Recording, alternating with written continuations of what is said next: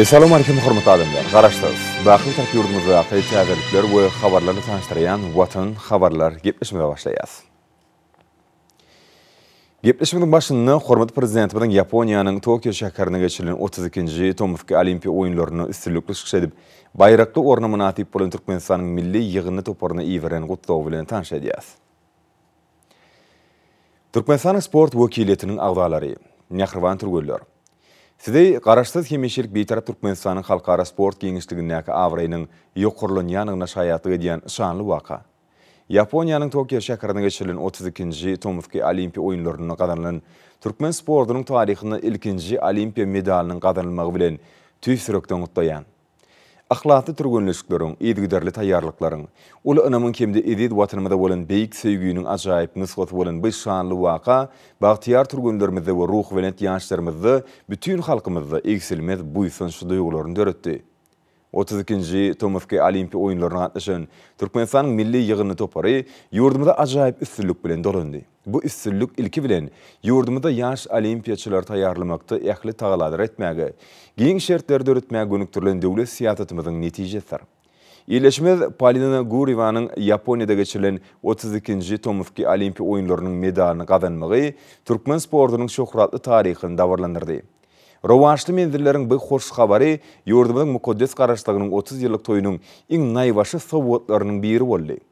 Tokyo şäherine geçirilen Olimpiya oyunlaryny agratletika boýunça Türkmenistanyň milli ýygyny toparynyň turgany Polina Gurivanyň önämli ýeňiş gazanyp, hormat münberine çykmagy we milli buýsunjymyz bolan döwlet baýdagymyzy belinde galdyrmagy berkarar watanymyzyň, mährban halkymyzyň ýer ýüzündäki mertebesiniň beýgelmegine, adawraýynyň, şan şöhratynyň hasam artmagyna getirdi. Ýurdumyzda sportuň ösen milli ulgamyny döretmek, olimpiya hereketini, ýokary derejedäki milli sportu ösürmek, bu urdu halkara hyzmatdaşlygyny putulandyrmak babatda uly işler amala aşyrylýar. Sport ulgamyny ösürmek boýunça kabul edilen maksatnamalarymyza laýyklykda, ören gysga döwürde ýurdumyzyň ýakly sevitlerini, dünýä ölçeglerine laýyk gelýän sport toplumlary, stadionlar, atçylyk sport toplumlary, ýürütülüşdirilen sport mektepler guruldy. Paýtagtymyz Aşgabat şäherine bolsa, Halkara Olimpiya Komitetynyň talaplaryna laýyk injamlaşdyrylan, sportuň durly görnüşlerini niýetlenen deskalaryň köp sanlysyny özüne jemleýän Olimpiya şäherjigi, şeýle-de dünýäde giňden ýaýran golf oýunyny ornaşdyrmak maksady bilen golf sport toplum bina edilip, döwrwap sport tüzümleri döredildi. Sport parahatçylygy dostlugy hemde ösüşüň belentliklerini alyp barýan hereketler. Ýakly döwürlerde bolşýaly, häzirki wagtda sport halklary birek bilen dostlaşdyrýar, parahatçylygy dawarlandyrýar. Şoňa görä biz Halkara Olimpiya Komiteti, Aziýanyň Olimpiya Geňeşi, Birleşmiş Milletler Guramatynyň ösüşüň we parahatçylygyň hatyrysyny sport boýunça Halkara Bürosy, UNESCO-nyň Bedenteri we sport boýunça hökümetara komiteti, bütün dünýä saglyk goraýyş guramaty, Halkara we sevtara sport guramalary bilen hyzmatdaşlygyň giňeldilmegine möhüm ähmiýet berýär. Türkmenistanyň sport wekiliýetiniň agdalary, Nährwan Turgullar.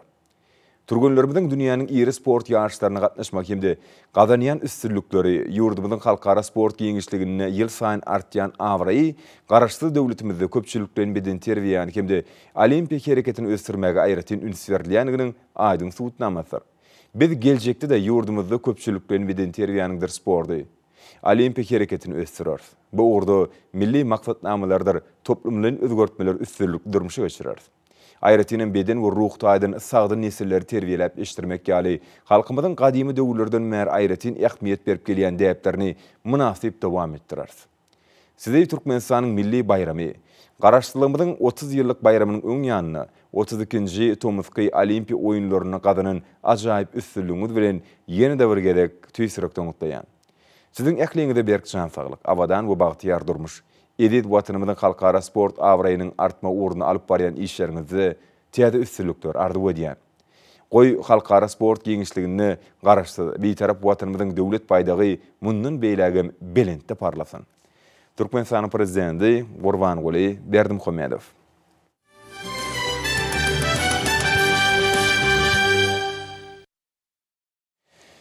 Ýene orta hormatly prezidentimizin gol çeken resminamalar bilen tanış edýäs. Guriva Türkmenistanyň at gazanan sport ustad diýen hormatly ady dakmak hakyny Türkmenistanyň prezidentiniň fermany. Türkmen sportunyň halkara awraýyny belinde götürmekde bitiren ulu hizmatlaryny, okuw turgonlyk işlerini aýratyn tapawutlanynyny 2021-nji ýylda Yaponiýanyň Tokyo şäherine geçirilen 32-nji Tomsky Olimpiya oýunlaryna üstünlükli çykyş edip, baýrakly orny eýlendigini hemde gazanan ýokary netijelerini nazara alyp, Türkmen Döwlet Bedenteri we Sport Institutynyň talebi Polina Aleksandrovna Gureva Türkmenistanyň at gazanan sport ustad diýen hormatly ady dakmaly. Saraýewy Türkmenistanyň garaşly Türkmenistana bolan beýik söýgüsi üçin diýen orzuny bilen siglalamak hakynda. Garaşly Türkmenistanyň sport awraýyny ýokarlandyrmagy we dünýä ýaýmagy, ýurdumyzda sporty ösdürmäge, Türkmen sportunyň iňçe tälimlerini we nusgalyk ýollaryny ýaş nesillere öwretmäge, halkara sport ýarşlaryny üstünlükli çykyş edip, ýeňiji bolan we baýrakly ordular eýlen turgenleri taýýarlamagy üçin aýratyn şahsy goşundyny, döwlet we jemgyýetçilik işlerini gazanan uly üstünlüklerini, hemde köp ýyllaryň dowamyny çeken halal we görelleri zähmetini nazara alyp, Türkmenistanyň sport we ýaşlar siýasaty ministrliginiň Türkmenistanyň ýokary sport ustadlygy mektebiniň agratletika bölüminiň tälimçi molimy Ahmet Akmuradowich Saraýewy Türkmenistanyň garaşly Türkmenistana bolan beýik söýgüsi üçin diýen orzuny bilen siglalaly. Türkmenistanyň prezidenti Gurbanguly Berdimuhammedow. Berkarar döwletimiziň bagtyarlyk döwründe Türkmen sportuny ýokary derejelere çykarmagy, halkara sport ýarşlaryny Türkmenistana wekilçilik edip, ýurdumyzyň sport ulgamyny gazanan ýokary netijelerini dünýä ýaýmagy, sport awraýyny belinde götürmäge, ýaşlaryň sporda bolan howesini artdyrmagy goşan şahsy goşundyny, hemde 2021-nji ýylda Yaponiýanyň Tokyo şäherine geçirilen 32-nji Tomsky Olimpiya oýunlaryna gazanlan ýokary üstünlüklerini nazara alyp, Türkmenistanyň prezidenti buýrugy gol çekdi. Resminama laýyklykda Türkmenistanyň prezidentiniň adynyň Türkmenistanyň sport we ýaşlar siýasaty ministrliginiň Türkmenistanyň ýokary sport ustadlygy mektebiniň agratletika bölüminiň tälimçi molimy Artur Pavlovich Imryany sport ýarşlaryna ýeňji bolup, baýrakly ordular eýlen turgenler taýýarlandygy gözüňde tutup, oňa 2021-nji ýylda goýberlen ak renkli Toyota Camry kysymly ýeňil awtology. Türkmen Döwlet Bedenteri we Sport Institutynyň talebi Polina Aleksandrovna Gureva 2021-nji ýylda Yaponiýanyň Tokyo şäherine geçirilen 32-nji Tomsky Olimpiya oýunlaryny agratletika boýunça 59 kilograma çelli agramda çykyş edip, ikinji orny we kümüş medaly munasip bolanyny gözüňde tutup, Aşgabat şäheriniň ýaşaýyş jaýlarynyň amatlyklar bolan 3 otogly öý, 2020-nji ýylda goýberlen ak renkli Lexus LX 570 Sport Plus kysymly awtolog we 50.000 Amerikan dollar meşgöründe pul bayragy sowat berildi.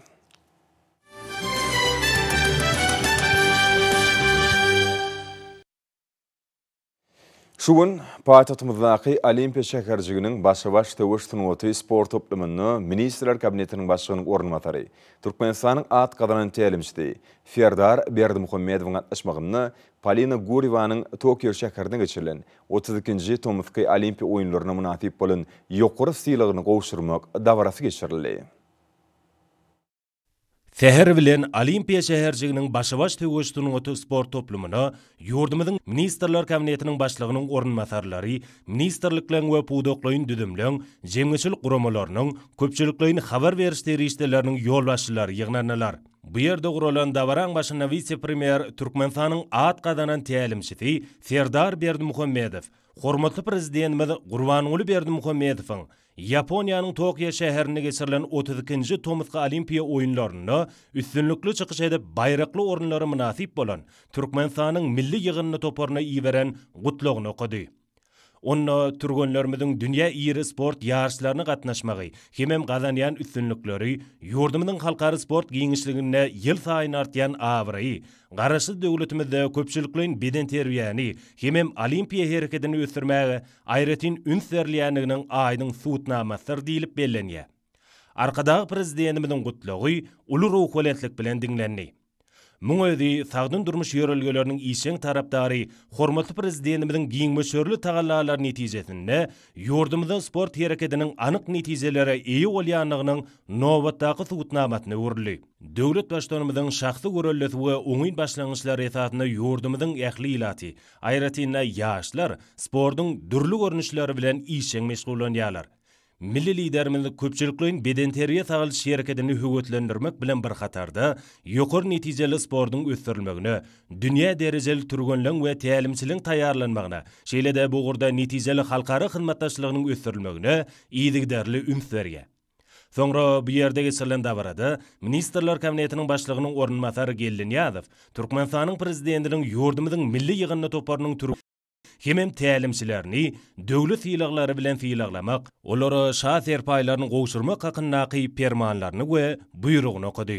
Şeýlelikde Türkmenistanyň sportga ýaşlar siýasaty ministrliginiň ýokary sport ustatlygy mektebiniň agyr atletika bölüminiň tälimçi muallimi Ahmet Sarifa Türkmenistanyň garaşdy Türkmenistana bolan beýik söýgüçinden orden gowşurly. Bu döwlet ýylag üçin tälimçiň hormatly prezidentimize hoşallygy ýurdumyzyň ähli türgenleriniň, tälimçileriniň gahrman arkadagymyza alkyş bolup ýanglandy.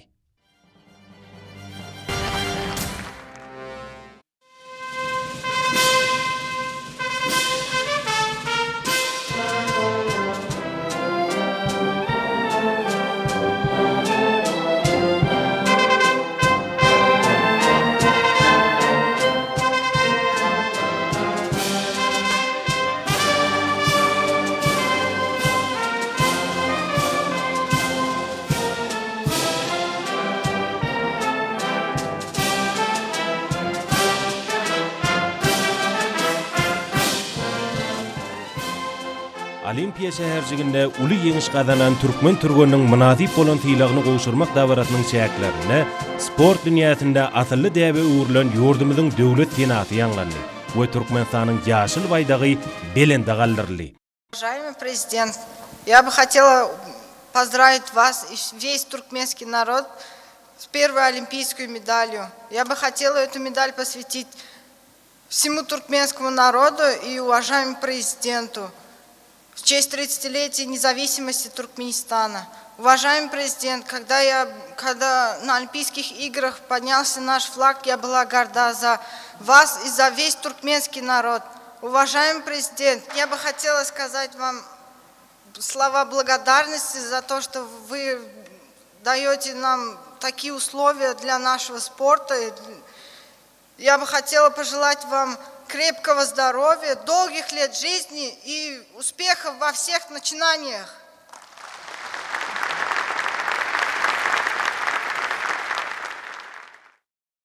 Dabaran ahyryna oňa gatnaşçylar hormatly prezidentimiz Gurbanuly Berdimuhammedowyň adyna ýüllenme kabul etdiler.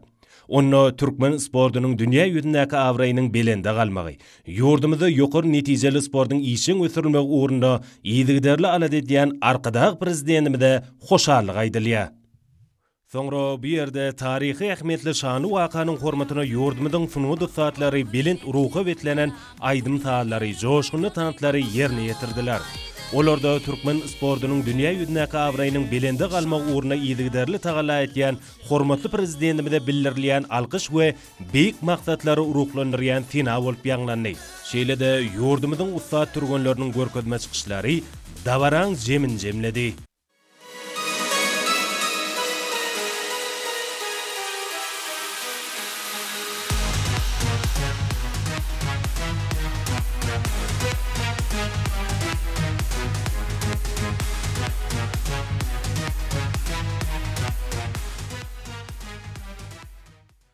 Sport we ýaşlar siýasaty ministrliginiň Türkmenistanyň ýokary sport ustatlygynyň mektebiniň agyr atletika bölüminiň tälimçi muallimi Artur Emirýany sport ýaşlaryny ýeňji bolup, baýrakly orunlara eýelen türgenler taýýarlanygyny gödegine tutulup, oňa hormatly prezidentimiziň adyndan 2021-nji ýylda öndürilen agyr renkli Toyota Camry kysymly ýeňil awtolog sowgat berildi. Şeýlede Türkmen Döwlet Bedenteri Sport Institutynyň talibi Polina Gurieva 2020-nji ýylda Yaponiýanyň Tokyo şäherine geçirilen 32-nji Tomska Olimpiya oýunlaryna agyr atletika boýunça 59 kg çenli agramda çykyş edip, ikinji orna we kümüş medala münasip bolanyny gözegine tutulup, oňa arkadaky prezidentimiziň adyndan agyr renkli Lexus LX 570 Sport Plus kysymly avtolog goşurly. Asıllı däbe görä kimde aqzat anyňy ýagşy diýen ýagşy destura eýerip, täze avtologlar türkmen halkynyň nusgalyk däbine görä kabul edildi. Muň özi bildirilen hormat sarpy üçin çuňur hoşallygyň nyşany urly. Şeýlede arkadaky prezidentimiziň şat erpaýlaryna münasip bolanlar Mähriban arkadagymyza tüý sürekden hoşallyk sözlerini aýdyp, türkmen sportynyň halkara giňişligine awraýynyň belinde galmak uğruna ähli okuyup başarnyklaryny, gaýgyrmajakdyklaryny ananlardylar.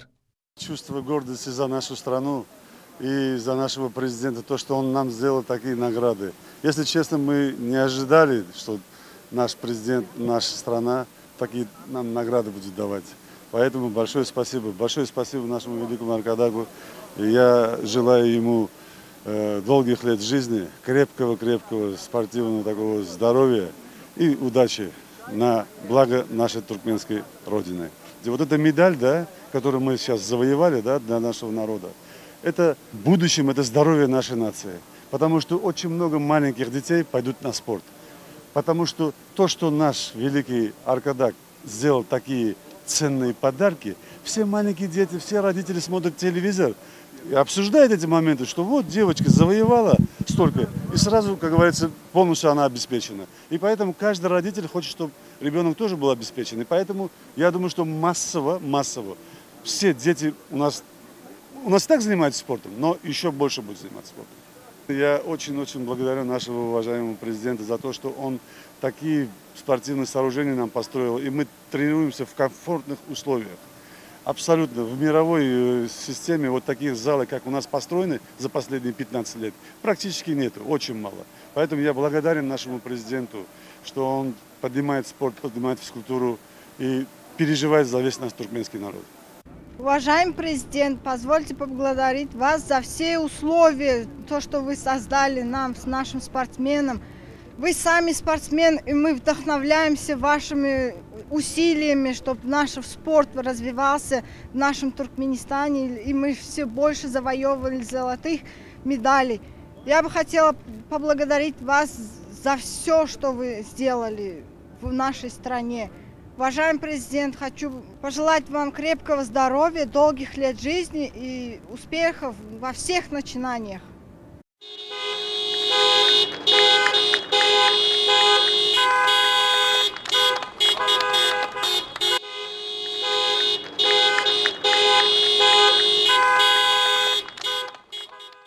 Soňra Türkmenimiz özüniň başgalagdalary bilen bilelikde milli liderimiziň sowgat beren ýokary amatlykly öýüne geldi. Soňky ýyllarda Türkmenistany dünýä öňülerine laýyk gelýän häzirki zaman sport toplumlary we desgalary guruldy. Hemem ýygyderli ulanmagy berilýär. Bu bolsa ýokary derejedäki iri ýarşlary, şol sany dünýä çempionatlaryny geçirmäge mümkinçilik berýär. Netijeli türgünleşikler alyp barmak we türgünliň ustatlyk derejesini kämilleşdirmek üçin oňyn şertler döredilýär. Şeýlelikde ýurdumyzyň türgünleriniň dünýäniň sport giňişliklerine ýokary netijeler gazanmaklary we Mähriban watanymyzyň sport giňişligine awraýyny belende götermekler üçin zerur tagalalar edilýär. Ýokary netije gazanýan türgünliň we tälimçiliň tagalalaryna döwlet derejesine ähmiýet berilýär. Häzirki döwürde türkmen türgünleri awraýly halkary ýarşlaryna ýygyderli gatnaşyp, öz ustatlyklaryny görkezýärler we baýrakly orunlary iýelep, durly derejeli medallary eýe bolýarlar. Muň özi hormatly prezidentimiziň garaşdydy. Bitarap watanymyzy sport ýurduny öwürmek ugruny edýän ýadawsy tagalatynyň we oňyn başlangyçlarynyň aýdyň netijesidir. Сегодня такой замечательный день. Состоялось награждение моей дочери, олимпийской чемпионки. Я как мать горжусь ей, что она получила такие подарки, награды от нашего президента. Ни в одной стране мира не создаются такие условия. Я как мать благодарю нашего президента от всего сердца. Воспитание детей мы ставим в пример мать нашего президента, мать народа. Огулабатыджи. В нашей стране создаются все условия для воспитания, для достойного воспитания наших детей. Я счастливая мама. Уважаемый президент, я благодарю вас за предоставленные условия, что вы развиваете наш туркменский спорт и создаете все условия. Благодарю вас, уважаемый президент. Дай Бог вам здоровья, долгих лет жизни, всех благ в вашем нелегком труде на благо нашей страны. Şugun Daşary işler ministrligine adam hukukları we halkara insan hukuky ulgamyny Türkmenistanyň halkara borçlamalaryny ýerine ýetirilmegini üçin etmek boýunça Pudogara toporyň nowatdaky mejlis geçirildi. Oňa ýurdumyzyň Milli Geňeşiniň mejlisiniň bir näçe ministrlikleriň we Pudoglaryň dolanýyş idaralarynyň jemgyýetçilik guramalarynyň wekilleri gatnaşdylar. Meclisin gün tertibine avraylı kuramalar ilkinci nowatda bolsa Birleşmiş Milletler Guramasy we onuň esasy düzümleri bilen insanperwer hyzmatdaşlyk giňeltmek meselleri ýerdildi. Milli mailnamalary we maksatnamalary şol sany bilelikdäki iş mailnamalary durmuşa geçirmeň usullary we gurallary aralyp maslahatlaşyldy.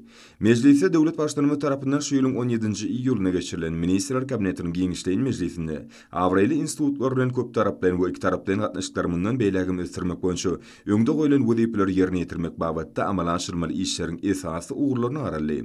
Meclis gatnaşyklary ýurdumyzyň milletler birleşiginiň awasy bolmak bilen häzirki döwrüň möhüm meselelerini çözmäge işçiň gatnaşýanyny belirlediler.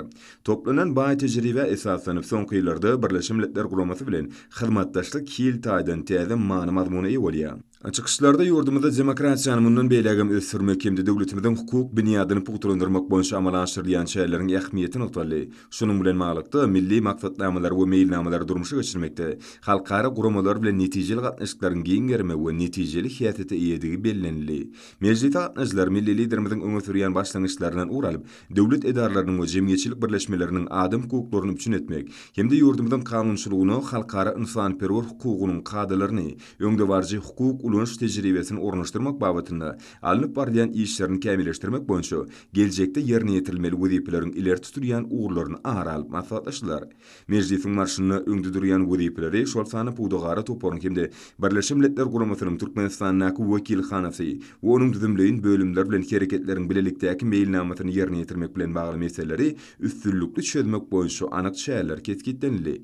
Şeýlede meclisde beýleki meseleler garaldy. Olar boýunça degişli çözgütler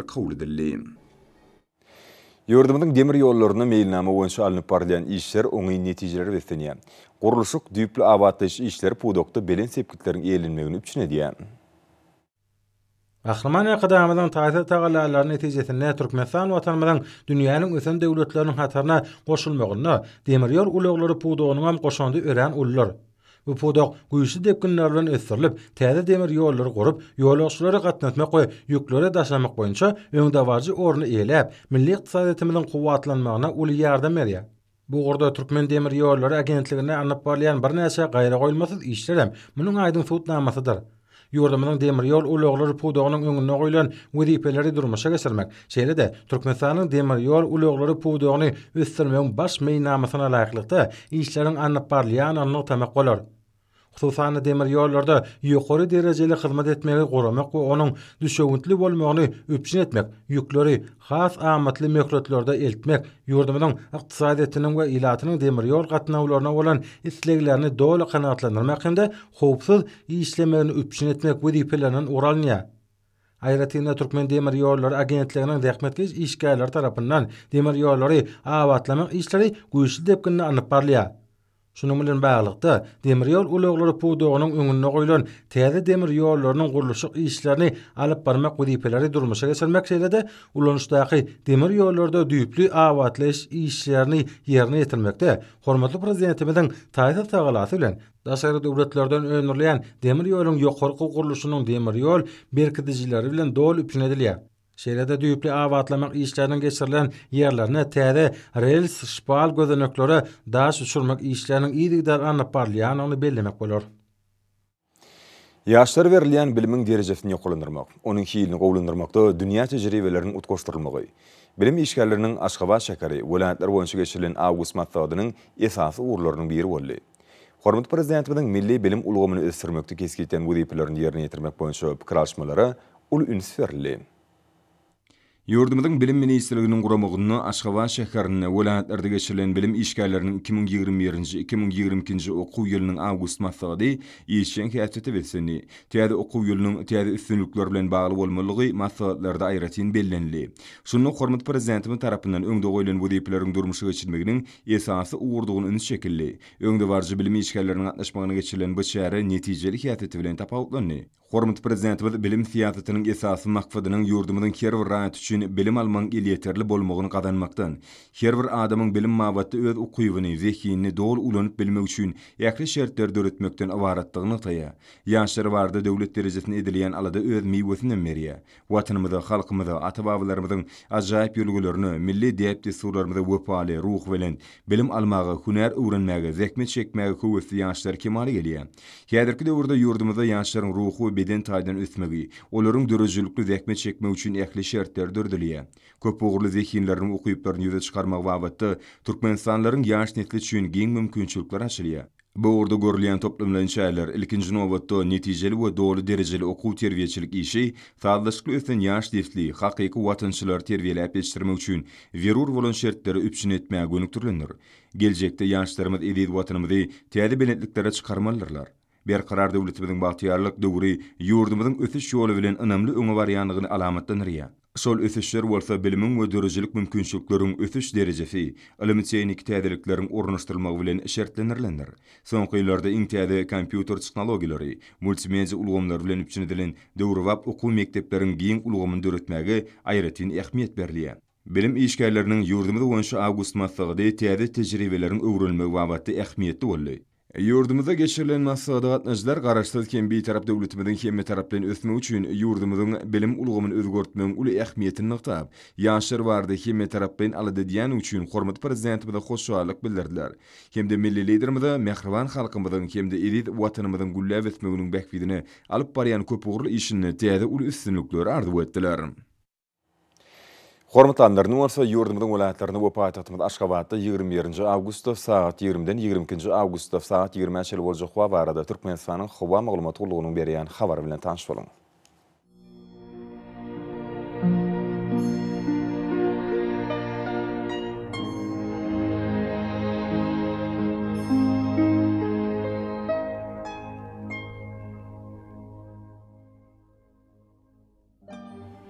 Balkan welaýatyna asken bulut hawa bolup günorta gün nogordan tilde sekunda 7-12 metre ýetýän şimal üfer hawa gejesine 23-28 gradus maýl, gündüzine 35-40 gradus ysy. Kenarki taraplaryna bolsa 31-36 gradus maýl bolar.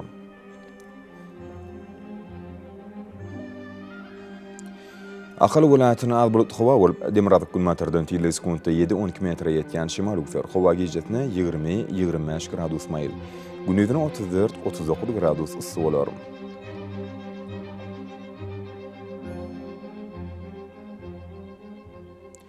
Mar welaýatyna az bulut hawa bolup Demirazak günmatardan tilde sekunda 7-12 metre ýetýän şimal üfer hawa gejesine 18-23 gradus maýl, gündüzine 34-39 gradus ysy bolar.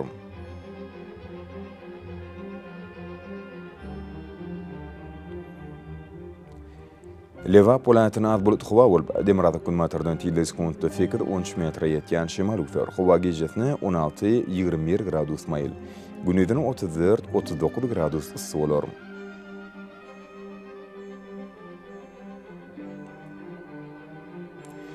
Daşawdy welaýatyna az bulut hawa bolup Demirazak günnordan tilde sekunda 8-13 metre ýetýän şimal üfer hawa gejesine 17-22 gradus maýl, gündüzine 33-38 gradus ysy bolar.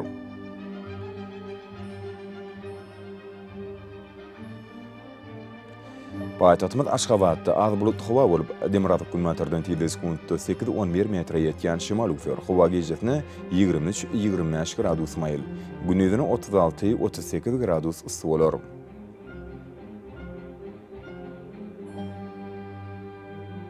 Ýurdumyz boýunça awgust aýynyň 20-sine magnit hadisasynyň durnukly ýagdaýda saklanmagy araşdyrylýar.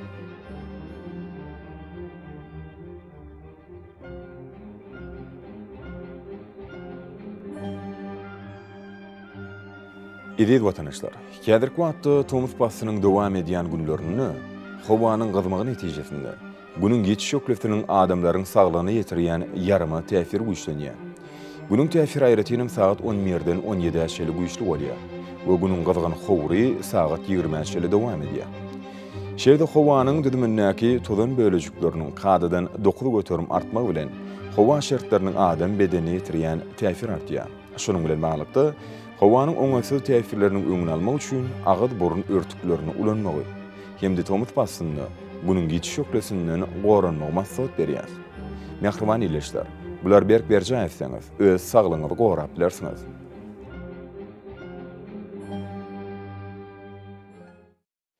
Mehribany adamlar, şonuň bilen watan habarlar gepleşimizi jemleýäs. Berqarar döwletimiziň bagtýarlyk döwrüni aty watanymyz Türkmenistan ýakly babatlarda teşebbüsini ýap. Ähli şoň özüni bolsa halkyň bekfidowa. Çünki biziň ýurdumyzda döwlet adam düşünür.